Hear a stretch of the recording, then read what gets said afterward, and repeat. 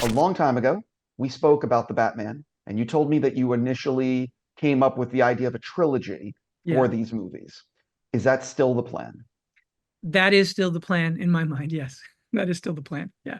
When you came up with the trilogy, you couldn't have known. One of the reasons the first one is so good is because it's clear you have a path you're walking down. It's not just making it up as you go. So you finish the first film. You obviously, everyone's working on, you guys come up with the Penguin as a thing. But at the end of the Penguin, it ties into the Batman Part Two. So Correct. how much have you actually figured out of, like the Batman 2, the Batman 3? Like, how much is it sticking towards that path that you originally came up with? I mean, it's sticking very closely to the path, but what I would say is that things kind of shifted depending on like when we came up with the idea to do Penguin, that was something where I had always intended to continue Penguin's story and wanted to tell this kind of story of his beginning of rise to power, because we know that he's introduced in the Batman as a kind of mid-level sort of overlooked mocked figure who's not anywhere yet to becoming the not yet in anyone's eyes the kingpin that we come to know him as in the lore. And so that was deliberate because I wanted, whereas it wasn't Batman's origin story, I wanted the origin stories of these other characters of the Rogues Gallery.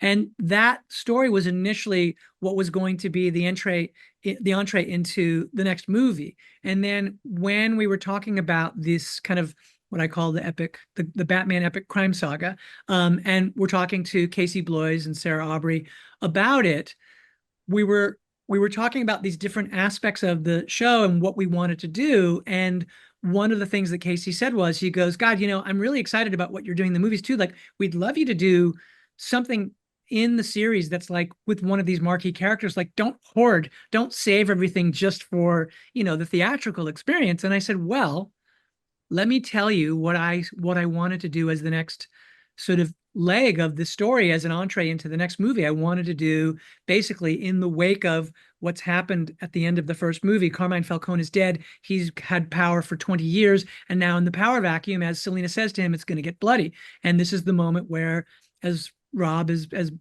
Batman is narrating at the end of the movie, like some people will seize the chance to grab anything they can. And that is Oz. And it was kind of like imagining almost for that story an aspect of it kind of almost like a Scarface story, like a gangster story. And Casey was like, that's the series we want. We want that series.